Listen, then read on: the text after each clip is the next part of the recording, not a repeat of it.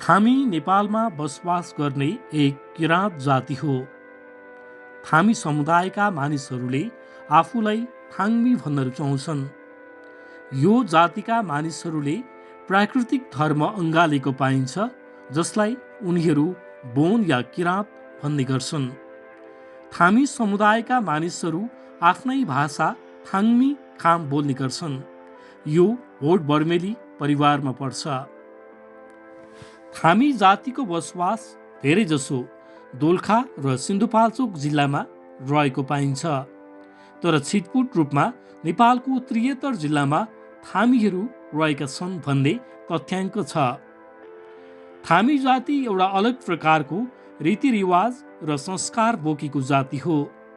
आफ्नै अलग धर्म भएका थामी जातिले कुल देवताको रूपमा भूम्याको पूजा गर्छन् र सबै कर्मकाण्ड संस्कारहरू आफ्नै थामी गुरुद्वारा मौखिक रूपमा गर्ने गर्छन्। यिनीहरूको मुख्य पेसा कृषि हो भने केही थामीहरू काठ सम्बन्धी सिकर्मी, ढुङ्गा सम्बन्धी डकर्मी र बाँस चोयाका सामानहरू बनाउने कार्यमा पनि लागेको पाइन्छ। दोलखाको सुस्पा, छेमावती, सुन्द्रावती, सुनखानी, लापिलाङ, लामीडाँडा, कालिन्चोक, बाबरे, आलम्पु, बैगु, खोपाचाँगु, लाकुरी डाँडा आदि गाउँपालिकामा थामीहरूको अधिक जनघनत्व रहेको छ।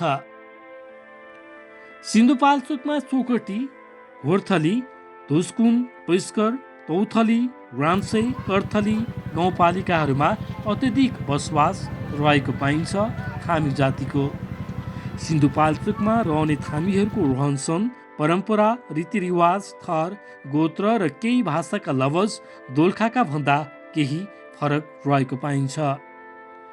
रामेछापको डडुवा, बैताली, प्रीति आदि गाउँपालिका र इलाम जिल्लाका गोरखे, नयाँ बजार र जोगमाई गाउँपालिकामा पनि थोरै सङ्ख्यामा थामीहरूको बसोबास रहेको छ। अरू जातिको तुलनामा थामी जातिको संस्कृति परम्परा धेरै भिन्न छ। जस्तो बाबुको विवाह नभइकन अथवा भागी विवाहबाट सन्तान भएमा सन्तानको विवाहको अघिल्लो दिन बाबुको विवाह गर्नुपर्ने चलन रहेको छ।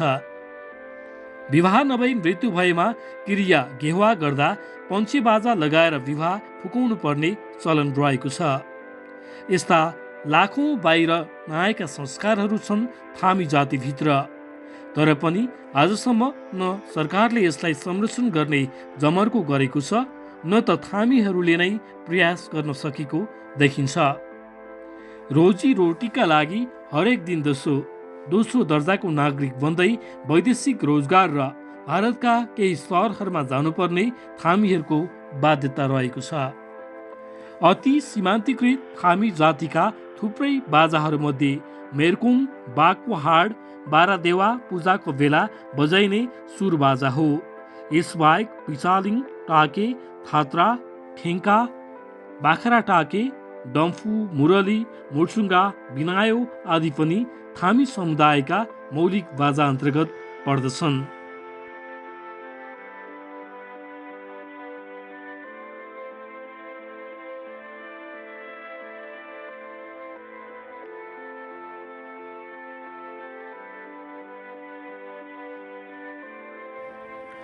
समाजमा धेरै कथाहरू त्यही समाजको भूगोलबाट बाहिर आउन नसकेका कैयौँ उदाहरण रहेका छन्। थामी समुदायका कैयौँ कथा र व्यथाहरू पनि बाहिर आउन सकेका छैनन्। समाजमा व्याप्त अनेक कथा र व्यथाहरू कि त त्यही समाजका मानिसहरूभित्र व्यथा बनेर लुकेर बसेको छ, कि पीडाका पहाड बनेर ठड्डिएर बसेको छ। हो, दोलखा र सिन्धुपाल्चोकमा बसोबास गर्दै आएका थामी समुदायका पनि दर्जनौँ समस्याका चाङहरू रहेका छन्। भूगोलले पछि परेको र कालान्तरमा राज्य सत्ताका स्रोत साधनबाट पछि पारिएका मान्छेहरूका कथा सामान्य 1-2मा मात्र सीमित नरहेको सम्बन्धित ठाउँको अवलोकनबाट बुझ्न सकियो। दोलखा जिल्लाको बिगु गाउँपालिका 8 नम्बर ओडामा रहेको थामी चाँगु बस्ती, यही बस्तीका हरेक घरका छाना आजभोलि तिनका जस्ताले छाइएका छन्। तर तिनका जस्ताले छाइए पनि तिनका गरिबी हट्न नसकेको प्रत्यक्ष अवलोकन गर्न सकियो। त्यही धुरी बनेर बसेको जस्ताले यसपैका मानिसहरूलाई जाडोमा रात र ताप देला, तर उनीहरूभित्र वर्षौंदेखि पौठी जोरी खेल्दै आएका अनेकन समस्या कसले पो बुझिदिने। नेपालको सबैभन्दा प्रमुख समस्याको रूपमा गरिबी रहेको देख्न सकिन्छ। हो, थामी बस्ती पनि त्यही गरिबीको चपेटामा रहेको देख्न सकिन्छ। त्यही गरिबी कम गर्न प्रत्येक दिन जस्तो अनेकन प्रयासमा छन्, तर स्रोत, साधन र पहुँचबाट पछाडि पारिएका थामीहरूको जीवनस्तर सुधार्न न उनीहरूसित पर्याप्त खेतीबारी छ, न लगानी गर्न सक्ने केही आधार नै। भएको सामान्य पाखोबारीमा पनि सिँचाइ सुविधाको अभावका कारण थामी समुदाय बस्तीको पुछारमा बग्ने खोला हेरेर बस्न पर्ने नियतिमा रहेका छन्। वैदेशिक रोजगार नै थामी समुदायका मानिसहरूको आर्थिक हर्थेक बनेको छ। दोलखाको विगुको हकमा पनि यही देखिन्छ। यहाँ युवाहरू 7-8 कक्षा पढ्दा पढ्दै छाडेर परिवारको गर्जो टार्न विदेशिन पर्ने बाध्यतामा छन्। खाडी मुलुकका अलावा भारतको दार्जिलिङ, मिरिक लगायत विभिन्न सहरमा तल्लो स्तरको श्रम गर्न जान बाध्य छन् युवाहरू। शिक्षा र स्वास्थ्यको अवस्था सन्तोषजनक छैन। उच्च शिक्षाको लागि बस्तीमै उति साह्रो उच्च शिक्षा पढ्ने विद्यालय नहुँदा मानिसहरू टाढा टाढा जानुपर्ने नियति रहेको छ भने गाउँमै भएको माध्यमिक विद्यालयमा समेत शिक्षाको अवस्था कमजोर रहेको देख्न सकिन्छ।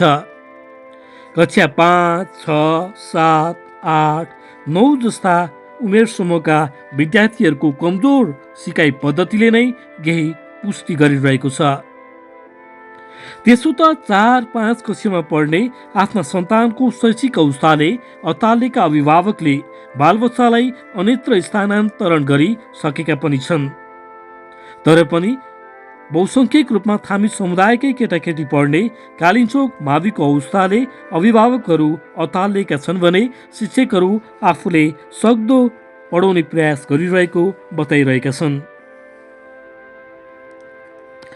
गाउँसम्म आउन र अन्यत्र जान गाउँलेले ठुलै शास्ति मोल्नु परेको छ।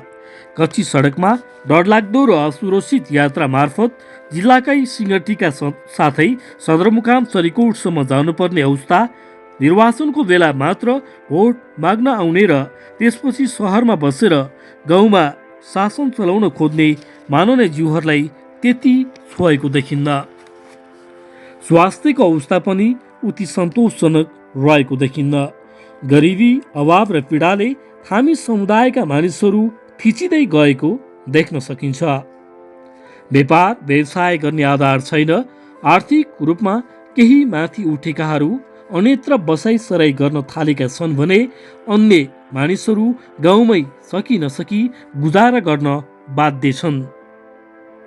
प्रत्येक घरका घरमुली भनौँ या युवाहरू कसैको छोरा, कसैको श्रीमान र कसैका बुबा परदेशमा रगत पसिना बगाउन जान पर्ने अवस्थामा रहेका छन्।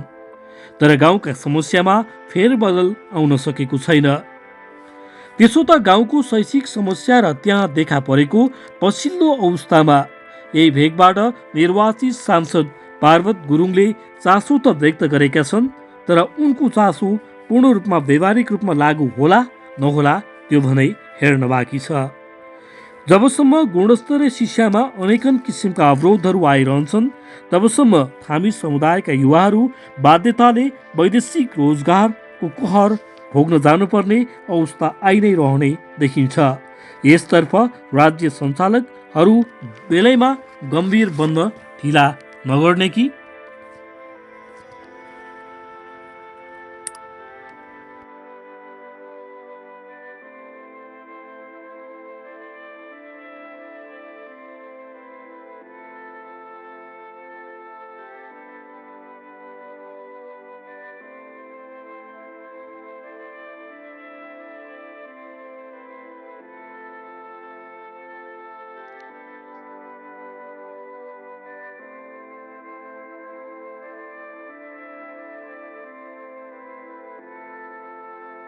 ठ्याक्क 8 नम्बर वार्ड थामीचाको। अनि जसो तपाईँको यहाँ थामीहरूको कति समुदाय कति घरहरू हुनुहुन्छ? लगभग 400 धोरी नाङ्छ होला सर। 400 धोरी है? यो टोल र पल्लो टोल। थामीहरूको जस्तो छ नि जीवनस्तर तपाईँले सरसर्ती यता कस्तो देखिन्छ? नाजुक छ नि सर, अलिअलि त्यो बाहिर फेर बनिबुद्ध नगरी खानु पाउँदैन, कहीँ ठेकापट्टामा जानु सक्दैन, पढाइको त्यति हिसाब किताबै छैन। अहिले पो अलिअलि यसो पढ्दैछन्। योभन्दा पहिला अशिक्षाको कारणले पनि दुःख पाएका छौँ हामीले। अशिक्षाको कारण? अशिक्षाको कारण। शिक्षाको लागि यहाँ के त्यस्तो व्यवस्थाहरू के छ? जस्तो पढ्नको लागि बालबच्चाहरूको लागि कस्तो व्यवस्था छ? शिक्षाको लागि पहिलादेखि हामीले दुःख कष्ट गरेकै हो। पहिला सुरु 29 सालमा स्थापना भएको यो स्कुल कालिन्चोक आधारभूत विद्यालय। कालिन्चोक प्राइमारी थियो पहिला। हामी पहिला सुरुमा भर्ना हुँदा 2 जना विद्यार्थी थियौँ। म विद्यार्थी भएको बेलाको कुरो। त्यहाँदेखि त्यसै गर्दा गर्दै व्यवस्थापनका अध्यक्ष हाम्रो दलमान भन्ने थामी हुनुहुन्थ्यो। हाम्रो बाजेहरू पर्ने हाम्रो बाजेहरू चाहिँ सदस्यमा हुनुहुन्थ्यो। अनि त्यस्तै दुःख सुख चल्दा पढाउनु मान्दैन अरे दुनियाँ हिसाब किताब गरेर गाउँले विद्यार्थी उठाएर हामी समितिहरू जुटेर दुनियाँ दिवाना घर घर डुलेर हरेक गऱ्यौँ। विद्यार्थी पठाऊ स्कुलमा पढाउनुपर्छ भनेर हामीले हरेक लुटपाट पनि गऱ्यौँ कि स्कुलमा बच्चा पठाउँदैन भनेर, पढाउँदैन भनेर। त्यस्तो हिसाब किताबमा गर्दा गर्दा गर्दा गर्दै अनि बल्ल यो स्कुल त अझै अलि अगाडि पढेको स्थापना भएको। अब नामाकरण भएको 29 सालमा। कति कक्षासम्म पढाइ हुन्छ यहाँ? अहिले भर्खर सुरु हुँदैछ 10 मा हजुर। जस्तो थामी समुदायका नि मानिसहरूले चाहिँ सबैभन्दा बढी पढेको कस्तो छ अवस्था के छ? कतिसम्म पढेको छ के देखिन्छ? अहिले यहाँनिर जुन यही आधारभूत स्कुल भइसकेपछि, कालिन्चोक आधारभूत भइसकेपछि झनै 20-25 जना जति एसएलसीमा उत्रेको छ होला। मेरो अनुमानिक गन्ती गरेको त छुइनँ। त्यही हिसाब किताबमा अब प्रायः जस्तो अलिकति पढ्नु नमान्ने हो कि नपढाएको हो कि अब 8 कक्षा 9 कक्षा पढ्दा पढ्दै कोही इन्डियातिर जाने, कोही बाहिर जाने, कोही अब त्यत्तिकै स्कुल छाड्ने, जोडी हुने, अब त्यस्तै छ सर। यो विद्यालयमा शिक्षाको अवस्था त्यति राम्रो छैन हो, गुणस्तरहीन छ भन्ने आवाज पनि सुनिन्छ, के भन्नुहुन्छ? होइन, त्यसमा अहिले म बिरामी भइसकेपछि मैले त्यति राम्रो त रेखदेख गर्नु सकेको छैन। योभन्दा पहिला त हाम्रो पालोमा भन्दा अहिले चाहिँ अलिकति केही सुधार भइरहेछ। हामीले त्यत्रो दुनियाँ दिवाना गर्दा पनि विद्यार्थी जुटाउन सकेनौँ। जस्तो यो 3 number ward Kalinchok 3 number ward Lamedanda भन्ने ठाउँको सुन्दर प्रकाश खड्का अझै पाण्डे हेड सर हुनुहुन्छ।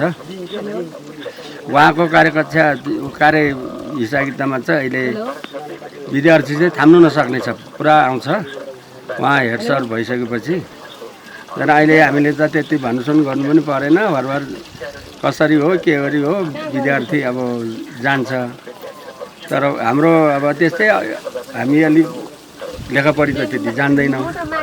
तैपनि हेर्दा सरसरी हेर्दा त राम्रै पढाएको जस्तो विद्यार्थीहरूको सिकाइ लेभल हुन्छ नि अलि त्यति सन्तोषजनक छैन भन्ने कुराहरू पनि जस्तो पत्र पत्रिकामा पनि आएको देखियो के, यसलाई कसरी लिनुहुन्छ? हो त्यसमा चाहिँ अनि अस्ति यस्तो पनि रहेछ, यो स्कुलमा फेल भयो अरे 5 कक्षा पढेको नानी। हजुर। त्यो बच्चालाई चरीकोट पुर्याएछ। चरीकोटमा के भन्छ बालकन्या मन्दिर के भन्छ पशुपति डाँडाको त्यो स्कुललाई हो, त्यहाँनिर लगेछ। अनि त्यो बच्चालाई सोधेछ त्यहाँनिर, सोद्धाखेरि तिमी कति पढ्यौ भन्दाखेरि मैले त मोबाइलमा देखेको है। सोद्धाखेरि त 5 कक्षा पढ्यो भनेर भन्यो कि त्यो नानीले। अनि तिम्रो स्कुलको सरको नाम के हो भनेर सोध्छु। हेड सरको नाम चाहिँ सुन्दर प्रकाश खड्का के भन्छ पाण्डे हो भनेर त्यो भन्यो। अर्को एउटा कुरो भन्यो, अर्को सरको दुईजनाको भन्यो, अरूको नाम चाहिँ थाहा छैन भनेर भन्यो कि। अनि बाबुआमाको नाम के हो भनेर भन्यो, त्यो पनि थाहा छैन भन्यो। स्कुलको नाम के भयो भने त्यो पनि भनेन कि।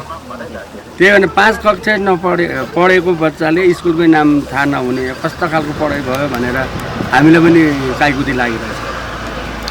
उहाँलाई के लाग्छ त्यो एउटा बच्चाले मात्र त्यो नजाने हो कि जस्तो एउटा व्यवस्थापक समितिको सदस्यको हैसियत र होइन स्थानीय चाहिँ अभिभावकको किसिमले पनि भन्दा अरूको सिकाइ लेभल के छ त्यो लेभलकै अन्य कक्षाको चाहिँ त्यो मैले अनुमान गर्दा त अलि जाने जस्तो पनि लाग्छ। अरू त्यो बच्चाहरू चाहिँ कहाँ हो के हो कसरी जानेन के जानेन।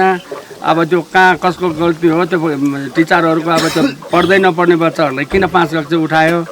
अब 5 कक्षा जानेको रहेछ त्यो पढ्दा पढ्दै अब उसले स्कुलको नामै भन्नु नजान्ने बाबुआमाको नामै भन्नु नजान्ने बच्चा कसरी 5 कक्षामा गयो। अब हचुवाको भरमा त्यो स्कुलमा कलेज चढाएको क्लास चढाएको हो कि के हो भन्ने मलाई पनि त्यही लाग्छ। अनि त्यही हिसाबमा बन्द गर्नु पाइँदैन।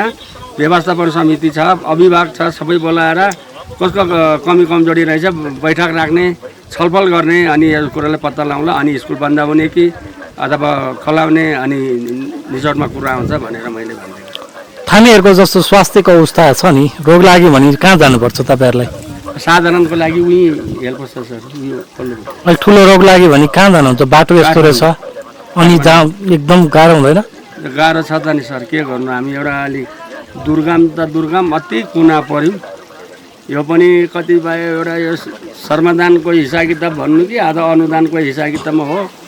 हामीले केही हिसाब किताबमा ट्याग खोलेर चाहिँ बाटो ल्याएका थियौँ। यसमा यसलाई सुधार गर्नु पनि सकेका छैनौँ। बल्ल बल्ल हिउँदो आइसकेपछि अलिअलि दिन बोलेरोहरू आउँछ। अरू असुविधा नै छ सर। हामीलाई बर्खामा के गर्नुहुन्छ तपाईँहरू? जस्तो कसरी हिँड्नुहुन्छ? हिँडेर सोरङ खोला भन्ने ठाउँमा हिँडेर जान्छौँ। त्यहाँसम्म हिँडेर जानुहुन्छ? त्यहाँदेखि चाहिँ फेरि बोलेरोहरू आउँछ। सकेसम्म हामीलाई त्यता पनि बाटो ब्लक भयो भने हामी कहाँ जान्छौँ भनेपछि सिँगाटी हिँडेर जानुपर्छ, हिँडेर आउनुपर्छ। जस्तो थामी समुदायमा वैदेशिक रोजगारको अवस्था के छ, कस्तो छ? मान्छेहरू प्रायः जस्तो विदेशी रोजगारले नै अलिकति यहाँनिर त्यति समस्या परिरहेको छैन। जस्तो थामीका युवाहरू वैदेशिक रोजगारमा पनि जानुभएको छ? गएको छ। कहाँ जानुभएको छ? त्यो मलेसिया होला, मलेसिया, साउदी, कतर यता गएको। जस्तो पहिला र वैदेशिक रोजगारमा गएर आइसकेपछि लाइफस्टाइल जीवनस्तर परिवर्तन आएछ? केही आइरहेछ। नजानुभन्दा पहिलाको नजान्नुभन्दा अहिले केही सुधार चाहिँ देखिएको छ। तैपनि थामी मेम्बरमा त्यो अलिकति कमाएको हिसाबमा हुँदा अलिक केही सुधार छ। फेरि गइसकेपछि त्यही खारी। थामीहरूको जग्गा जमिन खेतीपाती कति हुन्छ होइन? जस्तो तपाईँहरूलाई त्यसले खान पुग्छ कि के गर्नुहुन्छ? के पुग्थ्यो हजुर। अब खेतीपाती त छ, जग्गा नहुने होइन छ। यहाँ त यो एउटा घर बाहेक अरू कसैको छैन। एउटा घर गुरेन अथवा एउटा करेसा बारी लाउने ठाउँ पनि छैन। अलि टाढो टाढो जग्गा जमिन छ त नि। हेर्नुहोस् न, अब सिँचाइको व्यवस्था छैन अथवा त्यही अब बर्खे झरीको हिसाब किताबले खेती गरेर खानुपर्छ। बाँदरहरू त्यत्तिकै। अब त्यही भएको कारणले एकदम समस्या छ यहाँका थामी समुदाय। अरू के भन्न चाहनुहुन्छ? अरू त के गर्नु। अब सरकारको नीतिमा अब हामी पिछाडिएको जनजातिलाई अलिकति राम्रो सुधार गराइदिएको भए राम्रो हुन्थ्यो। अब त्यहाँ एउटा हामी जनसर्मदानको हिसाब किताबबाट नै हामीले एउटा अलिअलि एउटा योजना पऱ्यो भनेर त्यही 10-15 हजार लाख रुपियाँ पर्छ। अनि त्यहाँ एउटा हेल्पर्स बनाएका छौँ। अनि त्यही हिसाब किताबलाई पनि अझै अलिकति यहाँका थामी परिवारको महिला दिदीबहिनीहरूको अब के भन्छ यो शिशुको बारेमा त्यहाँ व्यवस्था गरिदिएको भए राम्रो हुन्थ्यो भन्ने हिसाब किताब। तपाईँ यहाँको पुरानो पुरानो पञ्चायत कालको पञ्चायत कालको म उपप्रधान पञ्च पनि थिएँ। उपप्रधान पञ्च पनि हुनुहुन्थ्यो र अहिलेको अवस्थामा आएर देश सङ्घीयतामा गइसकेपछि के यो ठाउँका अल्पसङ्ख्यक समुदाय थामी समुदायलाई राज्यले हेरेको दृष्टिकोण छ या तपाईँहरूलाई चाहिँ उत्पीडित नै गरेको जस्तो लाग्छ? खोइ के उत्पीडित एकदम सरकारले राम्रै तरिका हेऱ्यो भनौँ भने हामी यस्तै छौँ।